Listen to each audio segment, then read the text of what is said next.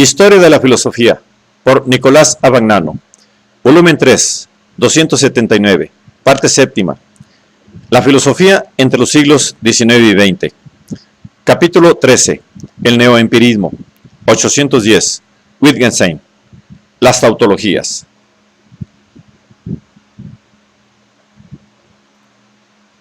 Estas consideraciones de Wittgenstein equivalen a la confirmación de la doctrina común a Leibniz y Hume del carácter contingente no necesario de las proposiciones que conciernen a los hechos. Pero, junto a tales proposiciones, Leibniz admitía las verdades de razón y Hume las verdades que conciernen a las relaciones entre ideas. Pero ambos atribuían a este tipo de proposiciones la necesidad en el sentido de que la negación de las mismas implica contradicción.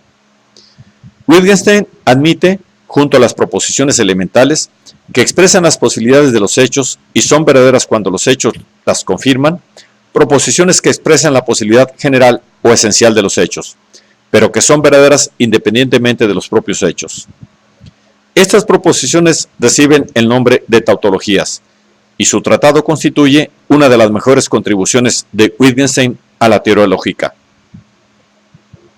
La proposición llueve expresa la posibilidad de un hecho, y es verdadera si ocurre este hecho, o sea, si llueve en realidad. La proposición no llueve expresa también la posibilidad de un hecho, y es verdadera si en realidad no llueve. Pero la proposición llueve y no llueve expresa todas las posibilidades que se refieren al tiempo. Es realmente verdadera independientemente del tiempo que hace. El hecho de que llueva o que no llueva ni lo confirma ni la desmiente. Por otro lado, la proposición "este soltero está casado" no expresa un hecho, sino una imposibilidad, ya que soltero significa no casado. Por tanto, es falsa independientemente de todo hecho, ya que el hecho de que el hombre a quien se refiere sea soltero o casado no quita ni añade nada a su imposibilidad. Ahora bien, llueve o no llueve es un ejemplo de tautología. Este soltero está casado es un ejemplo de contradicción. Tautología y contradicción son, pues, respectivamente, necesariamente verdadera y necesariamente falsa, con independencia de toda confirmación. Según Wittgenstein, esto es así porque la tautología es verdadera y la contradicción es falsa para todas las posibilidades de verdad de las proposiciones elementales que las constituyen. En otros términos, la primera es verdadera y la segunda es falsa, ocurra lo que ocurra. Pero esto quiere también decir que tautología y contradicción no son representaciones de la realidad, es decir, no representan ninguna situación posible. La primera permite toda situación posible, la segunda ninguna. En consecuencia, no están provistas de sentido como le están las proposiciones elementales. Sin embargo, no se pueden declarar no sentidos porque pertenecen al simbolismo. Esto es, constituyen el campo propio y verdadero de la lógica. Todas las proposiciones de la lógica son tautologías, según el parecer de Wittgenstein.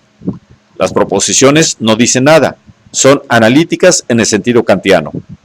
Su característica fundamental es que se pueden reconocer verdaderas basándose en solo el símbolo, mientras que la característica de las proposiciones no lógicas es que no se pueden reconocer verdaderas y falsas solo basándose en las proposiciones mismas.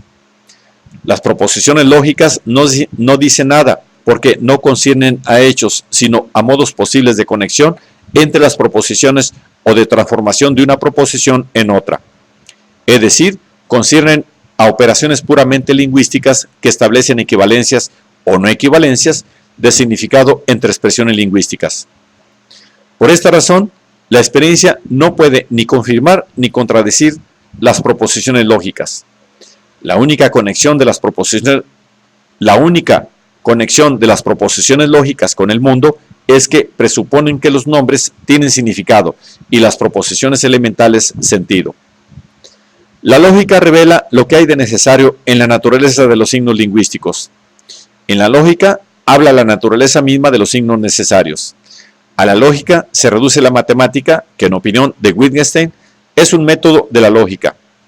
El signo de igualdad de que se sirve la matemática expresa la sustituibilidad de las expresiones entre las cuales se inscribe, lo cual quiere decir que las dos expresiones tienen el mismo significado, esto es, son tautológicas. La lógica y la matemática constituyen todo el campo de la necesidad. La necesidad y la imposibilidad existen solo en la lógica, pues ya se ha visto que los hechos no tienen necesidad y que las proposiciones que expresan hechos no pueden tenerla. Wittgenstein dice a este propósito que la verdad de la tautología es cierta, la de la proposición posible, la de la contradicción imposible. Sin embargo, la necesidad lógica no urge nada, deja que los hechos sucedan en su pura causalidad.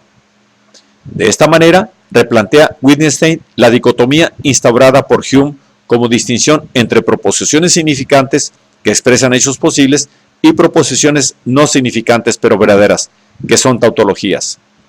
Al igual que Hume, admite también que hay proposiciones ni significantes ni tautológicas, y estas son no sentidos. La mayor parte de las proposiciones filosóficas son no sentidos, es decir, derivan del hecho de que no se comprende la lógica del lenguaje. En efecto, por un lado, las proposiciones significantes no son la asignación de las ciencias naturales ni permiten inferencia alguna más allá de lo que muestran o manifiestan. Por otra parte, las tautologías, de que se ocupa la lógica, conciernen solo a la forma de las proposiciones y no permiten decir nada sobre la realidad y sobre el mundo. Ni las unas ni las otras permiten ninguna generalización filosófica, ninguna visión o intuición del mundo en su totalidad. El único fin positivo que Wittgenstein reconoce a la filosofía es el de ser una crítica del lenguaje, o sea, una clarificación lógica del pensamiento. Pero, en este sentido, la filosofía no es una doctrina, sino una actividad, y su objeto no es producir proposiciones filosóficas, sino esclarecer el significado de las proposiciones. La filosofía debe hacer claras y delimitar con precisión las ideas que de otro modo serían, por así decirlo, turbias y confusas. Y este es precisamente el objeto a que se dedica el tratado lógico-filosófico. Todas las tesis de esta obra están condicionadas por el principio que constituye el propósito ontológico fundamental de Wittgenstein. El mundo está constituido por hechos. Los hechos acaecen y se manifiestan en aquellos otros hechos que son las proposiciones significantes. Así, los límites del lenguaje son los límites del mundo, y los límites de mi lenguaje son los límites de mi mundo, es decir, de todo lo que puedo captar, pensar y expresar.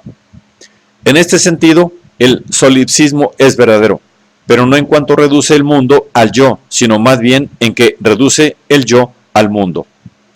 No obstante, el límite no pertenece al mundo, no es un hecho del mundo, y por eso no se expresa en el lenguaje, ni tampoco se puede hablar. Por eso también el solipsismo es inexpresable. Tampoco se puede hablar del mundo en su totalidad, pues nunca es un hecho. Dice Wittgenstein: no como el mundo sea, es lo que es místico, sino que ello sea. Los hechos constituyen y las proposiciones manifiestan el cómo del mundo, sus determinaciones, no el qué, su esencia total y única, su valor, su porqué.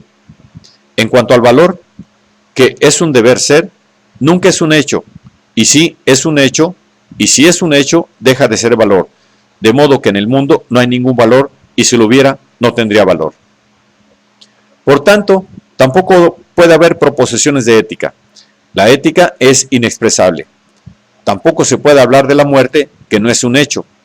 No se vive la muerte. En consecuencia, todos los problemas relativos al mundo, a la vida, a la muerte y a los fines humanos tampoco se pueden plantear. No pueden tener respuesta porque no son preguntas. Wittgenstein no niega que lo inexpresable no exista. Lo inexpresable, dice, se muestra, es lo que es místico. Pero no dice qué significa este ser de lo inexpresable. En cuanto al mostrarse del mismo, es cosa que ocurre en silencio. Cuando se ha demostrado que todas las preguntas metafísicas no tienen sentido y que aquello de lo que no se debe hablar se debe callar, ya no queda ninguna pregunta. Pero esta es precisamente la respuesta. El problema de la vida se resuelve cuando desaparece.